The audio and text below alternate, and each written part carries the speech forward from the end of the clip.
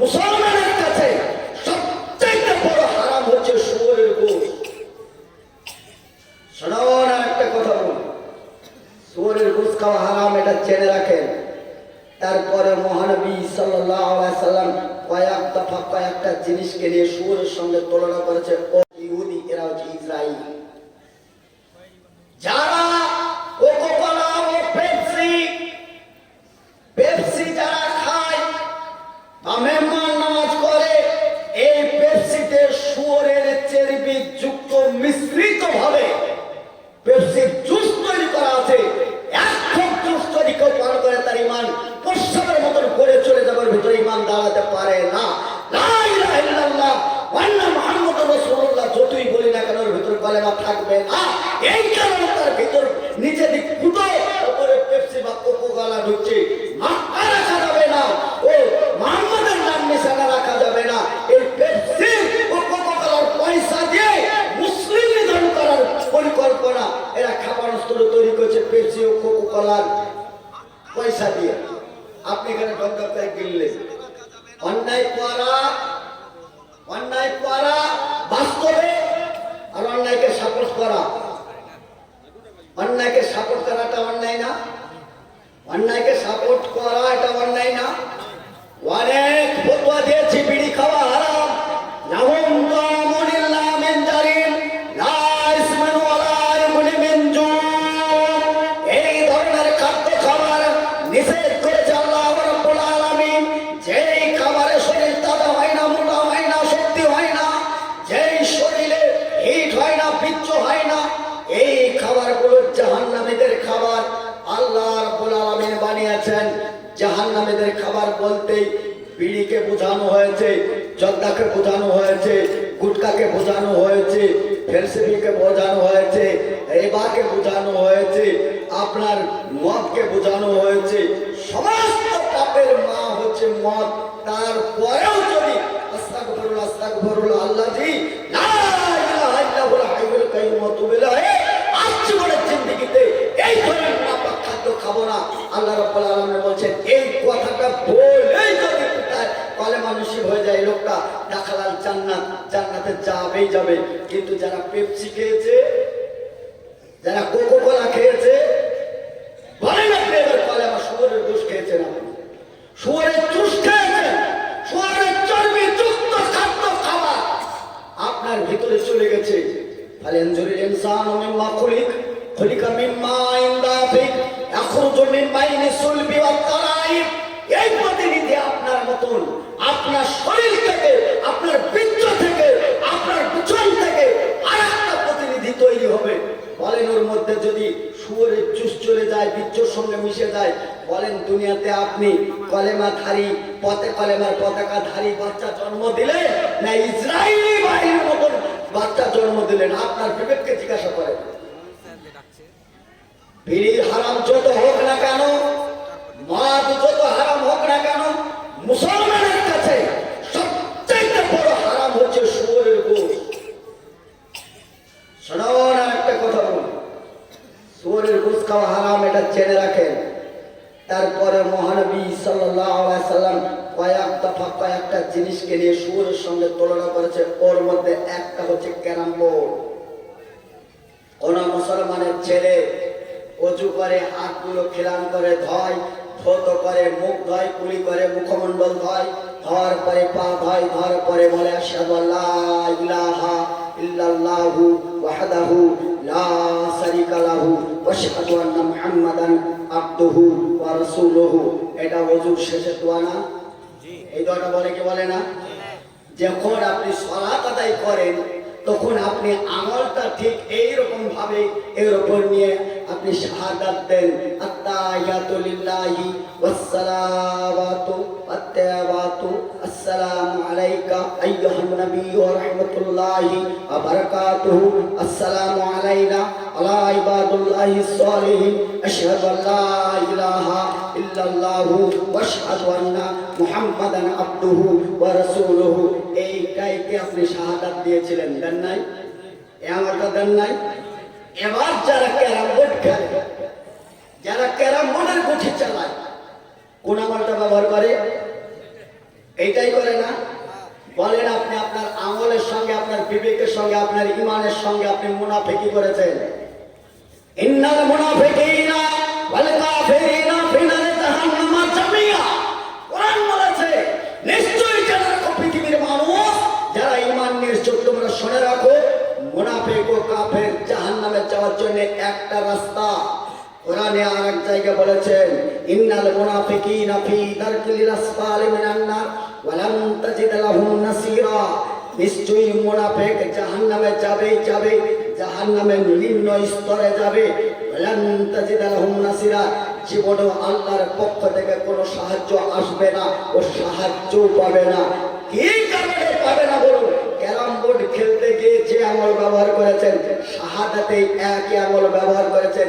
বিশ্বনবী বললেন যারা ক্যারাম বোর্ড খেলে, যারা মারে, ওই গুটি নাড়াচাড়া করে, রসুল বললেন শুয়োরের রক্ত নাড়াচাড়া মুসলমানের জন্য যতটা হারাম, ক্যারাম বোর্ডের গুটিতে হাত লাগানো ততটাই হারাম। এই হাতটা দিয়ে হাত তুলে বলছে রব্বানা জালামনা আনফুসানা ওয়া লাম তাগফির লানা ওয়া তারহামনা লানাকুনান্না মিনাল খাসিরিন। আয় আল্লাহ, মেহেরবানি করে আপনি জেরুজালেম আটার মসজিদে আকসাকে তুমি বাঁচাও, ফিলিস্তিনিকে বাঁচাও, আর ইসরায়েলকে আল্লাহুম্মা হালাকাল কাফারা ওয়াল বারতানিয়া ওয়াল ফারসা ওয়াল রুস ওয়াল আমেরিকা ওয়াল ইসরায়েল। বলেন না আপনি? দোয়া তো করেন, কিন্তু দোয়া কবুল না হওয়ার কারণ কি? ক্যারাম বোর্ড খেলেছে। দোয়া কবুল না হওয়ার কারণ কি? শুয়োরের জুস ভিতরে গিয়েছে। দোয়া কবুল না হওয়ার কারণ কি? ওয়ান আবি হুরায়রা রাদিয়াল্লাহু তাআলা আনহু قال قال رسول الله صلى الله عليه وسلم يسب الدهر عن الدهر يقلب الليل في النهار। হাদিস বুখারী মুসলিম।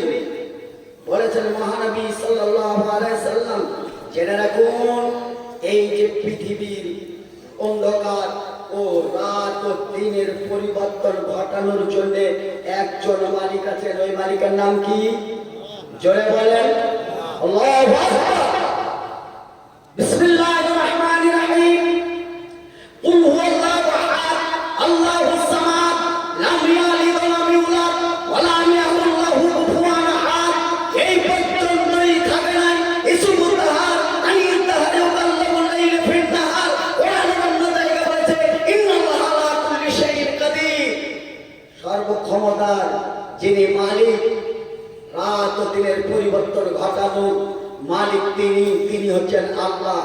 বলেন আমাদের সমাজে এক সময় রাত্রির আগমন হতে হতে হতে একটা রাত আসে, সেই রাতটার নাম কি? আজকের রাতটা হচ্ছে কালী পুজোর রাত। বলে না? অনেকে বলে, কে বলে না? মুসলমান সমাজে এটা চালু আছে না? নেই? কালী পুজোর রাত বলে, কে বলে না? রাত তৈরি করে আল্লাহ, রাত্রের পরে দিন তৈরি করেন আল্লাহ। সর্বময় পরিবর্তন আল্লাহ করছেন, দিন ও রাত্রির পরিবর্তন আল্লাহ ঘটায়। আপনি হঠাৎ করে আপনার মধ্যে বেরিয়ে গেল আজকে কালী পুজোর রাত, আজকে তাম্বু টাঙিয়ে আর টাঙিয়ে সারা রাত আপনি কি করতে গেলেন? তাস মারতে গেলেন, আপনি জুয়া খেলতে গেলেন। খেলতে খেলতে হাঁটতে টাকা পয়সা তো গেল, গরু বলদ গেল, পরের বিটি বিছান গরম করতো সেটাও হাতছাড়া হয়ে গেল, পরের বিটি বোটাও হাতছাড়া হয়ে গেল। আমার সামনে খোদার বলে আমরা যেহেতু সোশ্যাল মিডিয়ায় বক্তব্য রাখি, সবটাই আমাদেরকে ক্যাচিং করে রাখতে হয়। মালদাহার এক যুবক এই ধরনের খেলা খেলতে খেলতে হাঁটতে সব শেষ, বাড়ি ঘর ভিটে বাড়ি সব শেষ, এখন বউ ছাড়া কিছু নেই। বউকে একদিন হেরেছে একজনের সঙ্গে, দ্বিতীয় জনের সঙ্গে আবার পাল্লা ধরেছে, ওর সঙ্গে বউটা হেরে গেল। এখন যে বউ হেরেছে, যে জিতেছে সে তো এবার গ্রহণ করবে না? এখন বইয়ের হাত ধরে টানতে গেছে, এখন মিশে না হয় হেরেছে, মেয়েটার তো কোনো দোষ নেই। মেয়েটা আগুন ঝাপা হয়ে বিরাট ঝামেলা ঝঞ্ঝট করে মালদাহা, এটাও তো মালদাহা, থানায় এফআইআর করলো যে আমার সঙ্গে এরকম কাজ করছে। উভয় ভাইকে নিয়ে আসা হলো। বিষয়টা কি? বিষয় বলতে গিয়ে ফাঁস হলো যে জুয়া খেলতে গিয়ে বউ হেরেছে।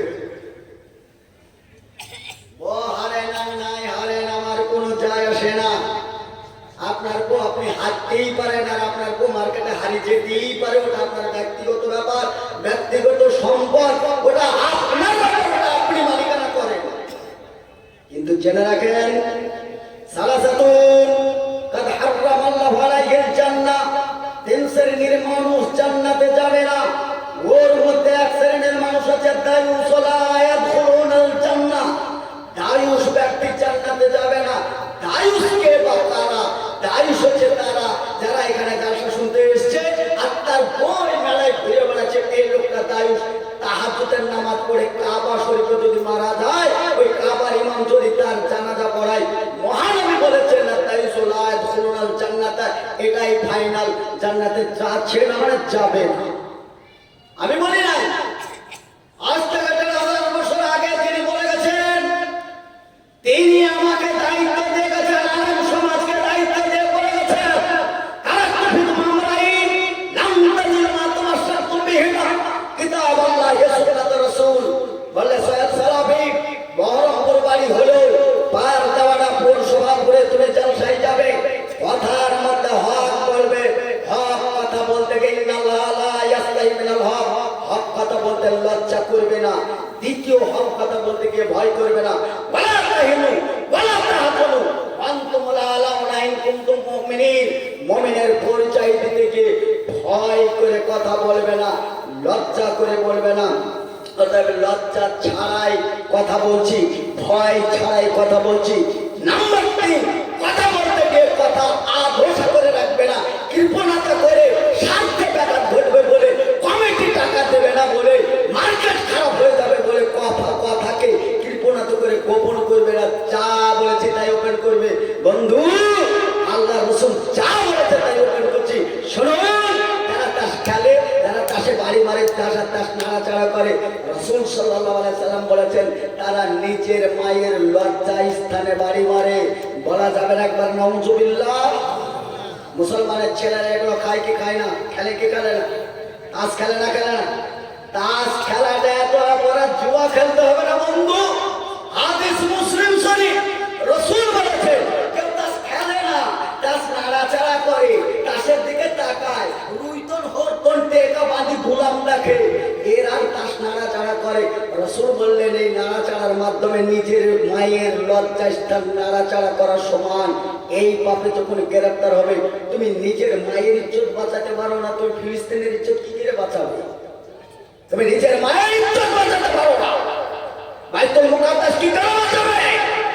শুধু তাই নয়, বাইতুল মুকাদ্দাস গিয়েছে তা নয়, ভারতবর্ষ একটি ঐতিহাসিক দেশ, যে দেশের সোনাগরিকা আমরা, যে দেশে রক্ত দিয়ে দেশ স্বাধীন করাই আমাদের অবদান সবচেয়ে বেশি, যার জন্য ইস্তবার চারিদিকে খুঁজে দেখলে বোঝা যায় যত জায়গা আজকে প্রদর্শনী হিসাবে দেখানো হচ্ছে, প্রত্যেকটাই মুসলমানের অবদান আছে। আছে না নেই?